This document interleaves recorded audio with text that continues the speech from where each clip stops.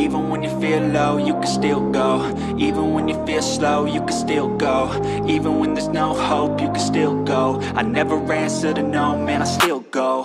Go, go, go, go, go, go, go, go. Hello guys! It's me again, Krong TV, at sa video ito pag-uusapan natin ang mga nakakapanabik na pangyayari patungkol sa ating paboritong manga at anime series na One Piece. Sa video ito pag-uusapan natin kung bakit nga daw natatakot ang world government kay Shanks.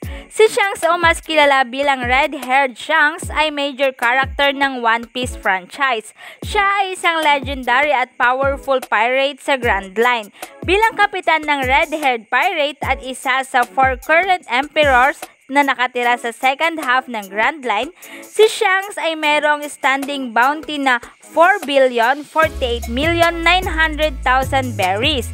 Matapos ang downfall ni Big Mom at Kaido, siya na ngayon ay ang pirata na mayroong pinakamataas na bounty at siya ang sinasabing panglima sa may pinakamataas na bounty sa buong history. Dagdag pa nga dyan, siya rin ay ang kasalukuyang emperor at childhood hero ni Monkey D. Luffy. At si Shanks din ay ang sinasabing former apprentice ng Pirate King Goldie Roger. So ang pinakapansin-pansin nga kay Shanks ay ang kanyang pulang buhok kung saan ay dito nga nagmula ang kanyang nickname na Red-Haired Shanks. Kung mapapansin din, siya din ay merong 3 galos sa kaliwang mata nito. Bilang isang Yonko, mabilis nga lang na naging ang pinakamakapangyarihang karakter si Shanks sa series kahit na hindi pa nga siya nagpapakita ng gaanong pakikipaglaban. Ito pa guys si Blackbeard ay isa ring pirate na recently ay pinalakas ang kanyang crew with deadly criminals at nagtataglay ng 2 devil fruit. Ay pinili nga lang na umatras kaysa kaharapin si Shanks, habang sinasabing hindi pa nga siya handang kaharapin ito. Taglay ni Shanks ang pagiging Yonko 6 years ago at sinasabing ka-level nga niya ang mga pirates na veterano na katulad ni Big Mom at ni Kaido, kung saan ay sinasabing ang si Shanks ay kinukonsidered na kabilang sa top 5 strongest people that can fight him in a battle death. So ito nga guys, may mga ilan nga ding One Piece fans ang nakapansin na takot nga daw ang mga pirata at maging ang world government kay Shanks. Pero parang hindi naman takot lang. Parang napansin ko dito para sa akin lang parang hindi takot lang dahil sa napansin ko rin na parang iginagalang din siya. So bakit nga ba iginagalang ng world government itong si Shanks? Kasi 'di ba?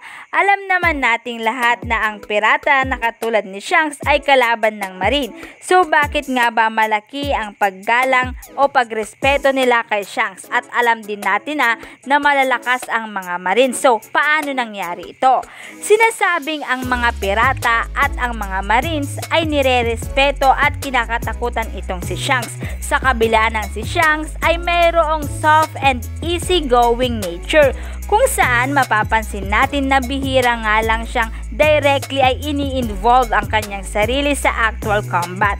So bakit kaya ganito? Kaya naman sa video ito, pag-uusapan natin ang ilang maaaring kasagutan patungkol dito.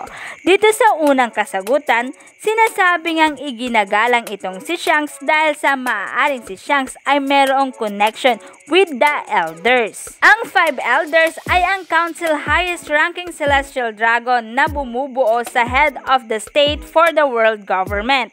Hawak nila ang greatest authority over the entirety of the world. Ang kanilang influence sa world government at sa military is paramount at limitless.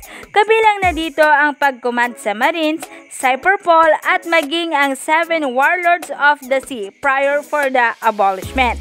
Dahil dito, sila ay naging ang isa sa main antagonist group sa series.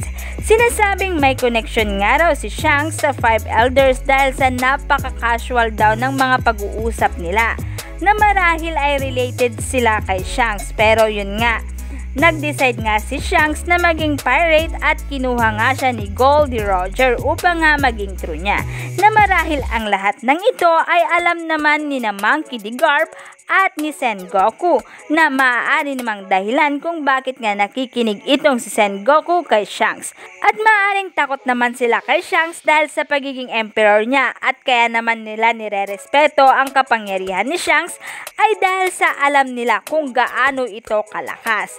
Nagawa na nga nilang lumaban sa isa sa emperor na si Whitebeard at hindi na nga nila kakayanin na lumaban pa sa isa pang emperor na si Shanks. Dahil 'di ba, kung matatandaan, sinabi nga daw or kinonfirm nga daw ni Oda na kaya nga daw ni Shanks na maka-knockdown ng 100,000 fishmen including si Hordy.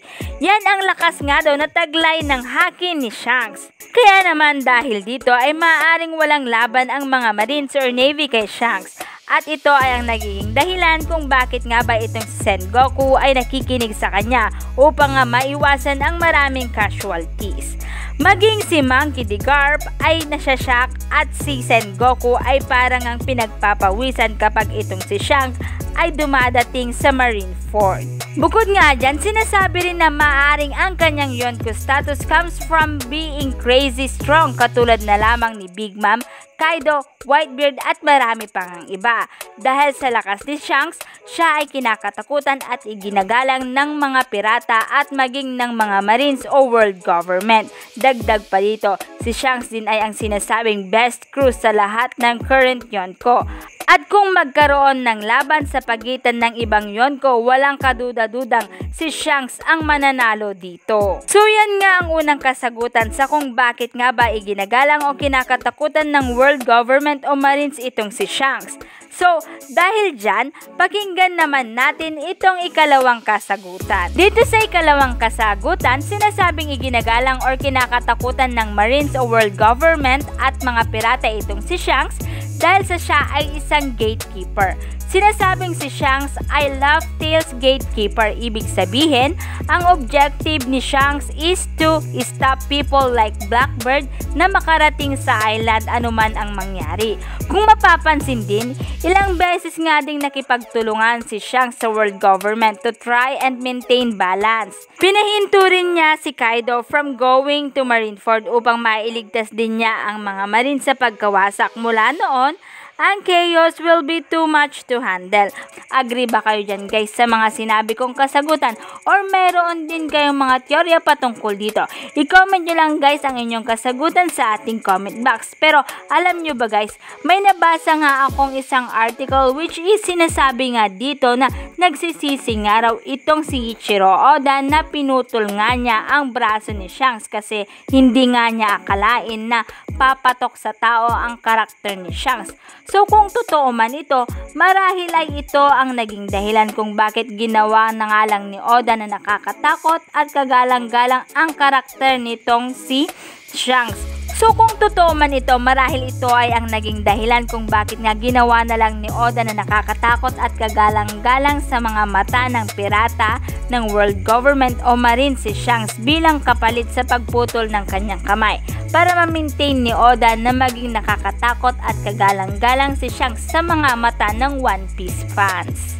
So yan nga guys ang maaaring kasagutan sa tanong na yan. Pero kung kayo ang tatanungin ano sa tingin nyo, i-comment nyo lang guys ang inyong kasagutan sa ating comment box. At dito na nga nagtatapos ang video ito. Any comment and suggestion, just comment down below. Thank you!